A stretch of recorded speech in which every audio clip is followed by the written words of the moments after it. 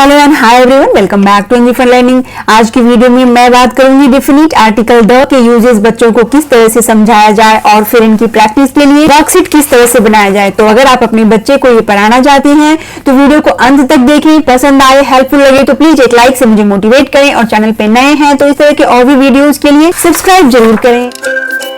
Indefinite article a और N के uses बच्चे क्लास यूकेजी से करते आ रहे हैं कि कॉन्सोनेंट साउंड के आगे ए लगाना है और वॉवेल साउंड के आगे एन लगाना है। यहाँ क्लास 2 में बच्चों को डेफिनिट आर्टिकल द पढ़ाया जाता है, पर बच्चे को यहाँ जरूर रिमाइंड करवाइए कि ए और एन का यूज आप कहाँ कर रहे थे सिंगुलर काउंटेबल नाउन के आगे, जैसे a dog, a cat, an apple, an egg, a boy, a girl. इस तरह से सिंगल पर्सन और सिंगल थिंग के लिए हम ए और एन लगाते हैं, लेकिन द का यूज सिंगुलर, प्लूरल या काउंटेबल और अनकाउंटेबल है, दोनों कंडीशन में हो सकता है। जैसे द बॉय भी होगा और द बॉयज भी होगा। इसी तरह से please give me the sugar, please give me the salt. तो इस तरह से ये अनकाउंटेबल नाउन के लिए भी यूज हो रहा है। बट यहाँ एक चीज याद रखना है कि द हमेशा से यूनिक चीजों के लिए या स्पेसिफिक चीजों के लिए यूज होगा। इसी चीज को डिटेल में एक्सप्लेन करिए कि द का यूज अ पर्टिकुलर पर्सन और थिंग के लिए होता है। जैसे example, I like the dress you wear. यहाँ ड्रेस के लिए अ नहीं हो रहा है, द हो रहा है, क्योंकि उस पर्टिकुलर ड्रेस की बात हो रही है जो उसने पहन रखा है। इसी तरह से नेम ऑफ माउंटेन रेंजेस के साथ हमेशा द यूज होगा, जैसे the Himalayas, the Andes. Name of group of islands, the Andamans, the Lakshadweep. Islands के आगे हमेशा द यूज होगा। Name of rivers, oceans, deserts, forest, इन सभी के आगे भी द यूज होगा, जैसे the Ganga, the Yamuna, the Indian ocean, इस तरह से। And name of religious books जैसे द रामायणा, द बाइबल, इस तरह से होगा।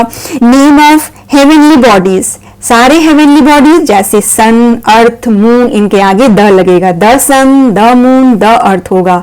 अ मून एंड अर्थ ऐसे नहीं होगा। नेम्स ऑफ हिस्टोरिकल बिल्डिंग्स, जितने भी हिस्टोरिकल बिल्डिंग्स हैं सारे यूनिक हैं तो उनके आगे द लगेगा, जैसे the Red Fort, the India Gate, the Taj Mahal. Name of body parts के आगे भी द यूज होता है, जैसे the head, the stomach, the liver। then the is always used with superlative degrees जैसे strongest, highest, deepest। इस तरह के वर्ड्स जब यूज करते हैं तो वहां द लगता है, जैसे he is the strongest boy in the class, this was the worst movie। यहाँ सुपरलेटिव के आगे द यूज हो रहा है। देन नेम ऑफ ऑर्डिनल्स जैसे फर्स्ट, सेकंड, थर्ड बोलते हैं तो उनके आगे द लगेगा, द फर्स्ट, द सेकंड, इस तरह से।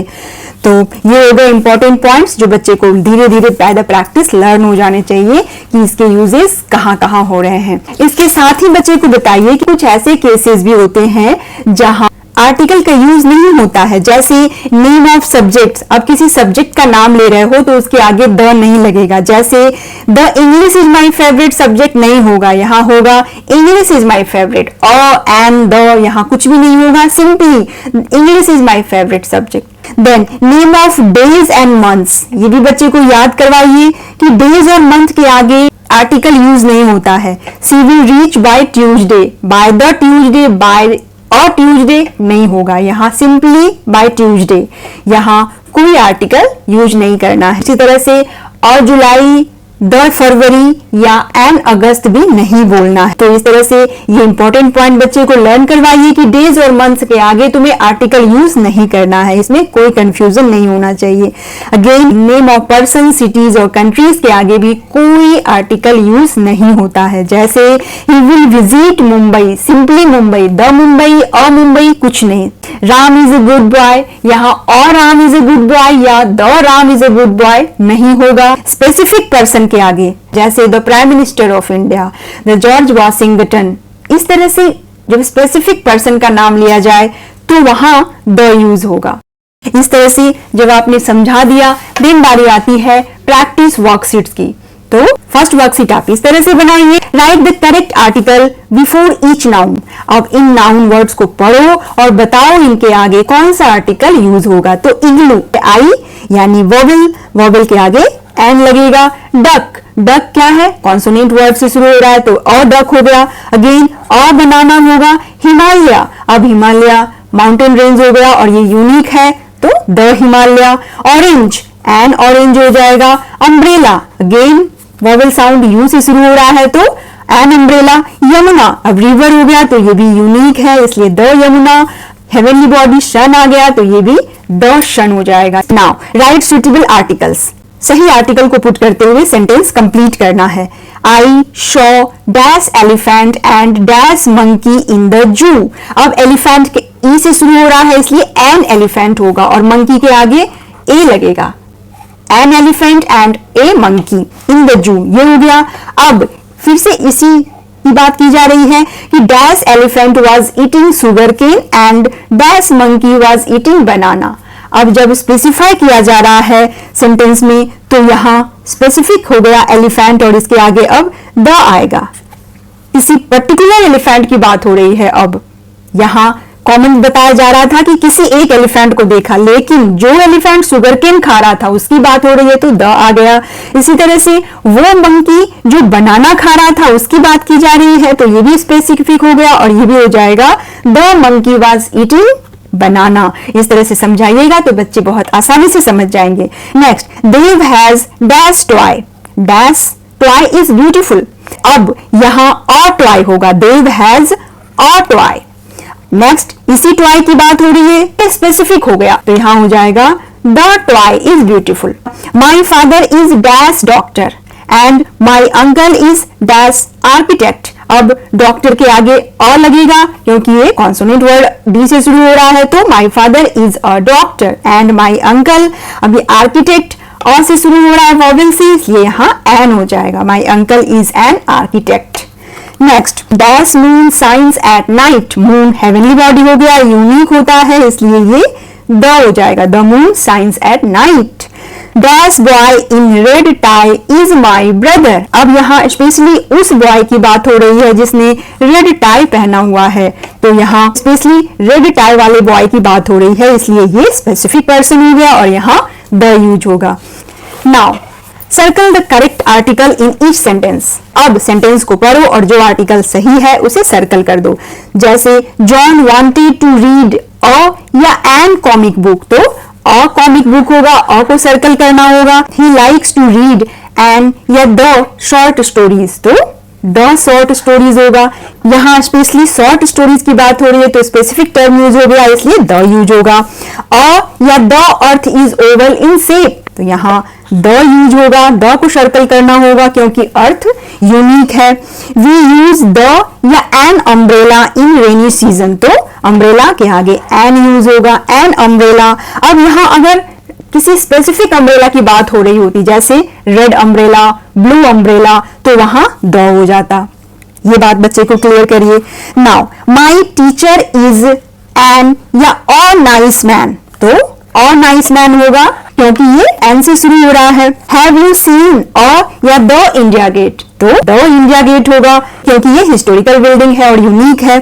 Now choose the correct option. अब सही ऑप्शन को टिक करना है। The girl is eating dash egg, a an या द तो एग के आगे एन लगेगा। The girl is eating an egg. We like dash blue car, a an या द तो we like a blue car, यहाँ अ सही होगा। Agra is famous for dash Taj Mahal, a an या द यहाँ द होगा क्योंकि ताजमहल हिस्टोरिकल मॉन्यूमेंट है और यूनिक है।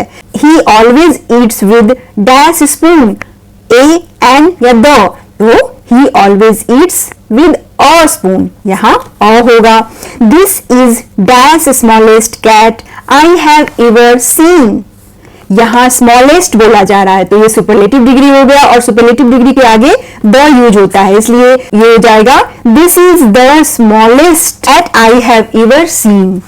Now dash earth revolves around the sun in 365 days, a and the कौन सा आर्टिकल सही होगा?